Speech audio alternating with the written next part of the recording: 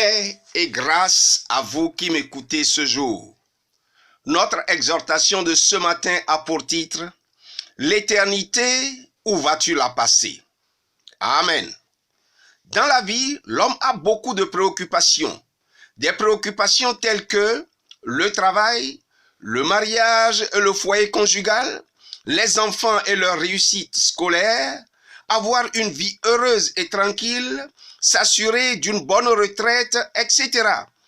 Toutes ces préoccupations font que nous oublions ou nous négligeons une échéance qui arrive, celle de l'éternité. En d'autres termes, après la mort, où ira ton âme? Nous allons aborder 2 points dans notre exhortation. Le premier point, par quelle porte vas-tu entrer dans l'éternité? Le deuxième point, mets-tu en pratique la parole de Dieu? Nous commençons par le premier point. Par quelle porte vas-tu entrer dans l'éternité? Pour cela, nous lisons Matthieu chapitre 7, les versets 13 et 14. Il est écrit: Entrez par la porte étroite, car large est la porte, spacieux est le chemin qui mène à la perdition. Et il y en a beaucoup qui entrent par là. Mais étroite est la porte, resserrez le chemin qui mène à la vie. Et il y en a peu qui les trouvent. Amen. La parole de Dieu de ce matin nous parle de 2 portes ou de 2 chemins. La porte large ou le chemin spacieux d'un côté et la porte étroite ou le chemin resserré de l'autre. Le chemin spacieux est le chemin de la facilité, du mensonge, de l'immoralité, le chemin des dépravations et des déviations sexuelles, de l'idolâtrie et des sectes de tout genre, le chemin de la haine, de la rancune et de la vengeance, le chemin de vol, de corruption et des détournements, etc. Sur ce chemin, le moi est roi. La parole de Dieu de ce matin nous rappelle que c'est le chemin de la perdition et de la mort éternelle. Si tu continues sur ce chemin, tu passeras l'éternité dans les flammes de l'enfer. L'autre chemin, c'est-à-dire le chemin resserré, est le chemin où Dieu est roi. Tu ne vis plus pour toi-même, mais tu vis pour ton Dieu. Tu lui obéis et tu mets en pratique sa parole. C'est le chemin de l'intégrité, de l'amour et du pardon. C'est le chemin de la communion avec Dieu par le Saint-Esprit. La parole de Dieu nous dit que très peu trouvent ce chemin.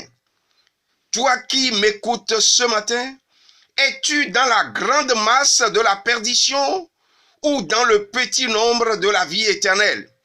Ce n'est pas encore tard pour toi. Accepte ce matin Jésus-Christ comme Seigneur et Sauveur et engage-toi sur le chemin resserré. Amen. Nous passons au deuxième point. Mets-tu en pratique la parole de Dieu? Pour cela, nous lisons Matthieu chapitre 7, du verset 21 au verset 23. Il est écrit: Ceux qui me disent « Seigneur, Seigneur » n'entreront pas tous dans le royaume des cieux, mais celui-là seul qui fait la volonté de mon Père qui est dans les cieux. Plusieurs me diront en ce jour-là: Seigneur, Seigneur, n'avons-nous pas prophétisé par ton nom? N'avons-nous pas chassé des démons par ton nom? Et n'avons-nous pas fait beaucoup de miracles par ton nom? Alors je leur dirai ouvertement: je ne vous ai jamais connu. Retirez-vous de moi, vous qui commettez l'iniquité. Amen.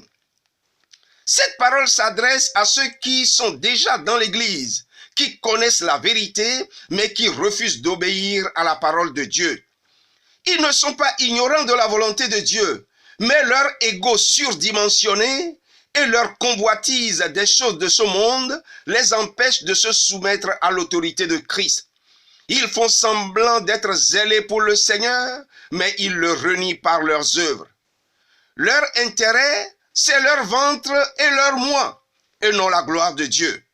Mon frère, ma sœur, comment peut-on quitter le monde pour l'Église et de l'Église se retrouver en enfer?